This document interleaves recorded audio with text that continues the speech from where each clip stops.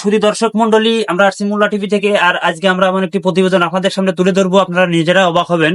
আসছে নদীর পাড়ে চাচা থাকে এই ড্রেজার মেশিনে। চাচার জীবন এখানেই অতিবাহিত হয়ে যাচ্ছে। আমরা তার সাক্ষাৎকার নেবো, চলুন তার সম্পর্কে জানবো আজকে আমরা। আসেন, আপনারা আসেন, আস্তে আস্তে আসেন, আমাদের সাথে চলে আসেন, আসেন।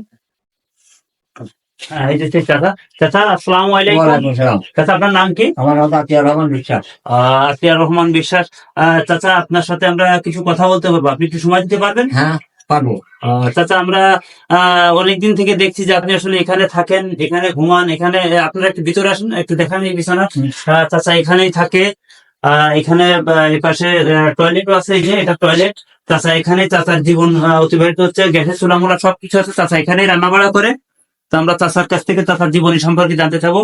চাচা, আপনার সংসারে আর কে কে আছে বা কি দিয়ে কি জীবন সংসার? আমি একটা বিয়ে করিলাম, বিয়ে করলে 1 সাল 1 মেয়ে। তা আমার তো বউরা মারা গেল, মারা যাওয়ার পর ফিরে আমি একটা বিয়ে পাশে একটা মেয়ে বিয়ে করলাম। যে আমার বললো কি ওই ছেড়ে আর বাবুন ছেড়ে না, তারে আর কি আমি করলাম তোর বাড়ি বসে বিয়ে করবো।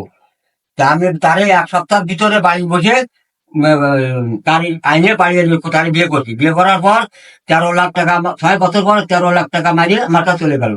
চলে কি তার হতে 1 বছর পরে, 2 বছর পরে ফিরে আবার বিয়ে করলাম দুবারি। সে বউটা বর্তমান এখন আমার কাছে আছে।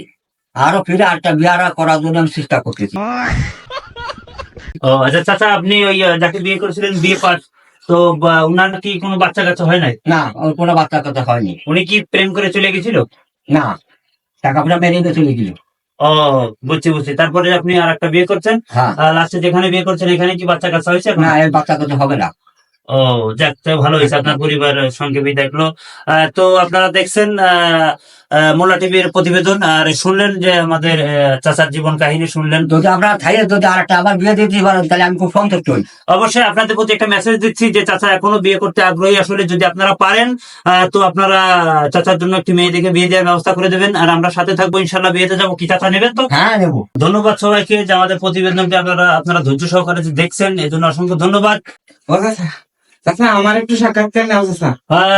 আসেন, আমরা আর একটা চাচার সাক্ষাৎকার নেবো। বলেন চাচা, আপনার কি সাক্ষাৎকার দিতে স্যার? আপনার নাম কি আগে বলেন।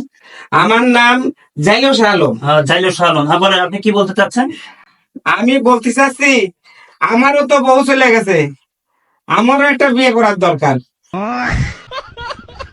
ও, যাই হোক, এই চাচা যেহেতু বিয়ে করতে চাইছে, উনিও বিয়ে করার জন্য আগ্রহী। তো আপনাদের মেসেজ দিচ্ছি যে আপনারা যদি পারেন ওনাকেও একটা বিয়ে দেওয়া হোক। আপনারা মেয়ে দেখবেন, আমরা 2 চাচার বিয়ে দেবো ইনশাল্লাহ। আমাদের মোল্লা টিভির পক্ষ থেকে আমরা বিয়ে দেবো আপনাদের বিয়ের বরযাত্রী কিন্তু আমাদের মোল্লা টিভি সকল পরিবার। হ্যাঁ, আপনারা নেবেন তো? হ্যাঁ, নেবো।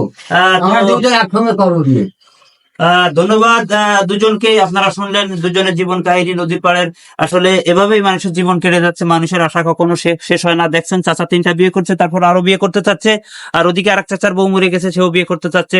তো আপনারা আমাদের সাথে থাকবেন, আমরা ইনশাল্লাহ বিয়েটা দেবো। বিয়েটা সম্পূর্ণ ভিডিও আপনাদের দেবো পরবর্তী কোনো সিকোয়েন্সে, আপনারা অবশ্যই থাকবেন। ধন্যবাদ। আসসালামু আলাইকুম, আল্লাহ হাফেজ।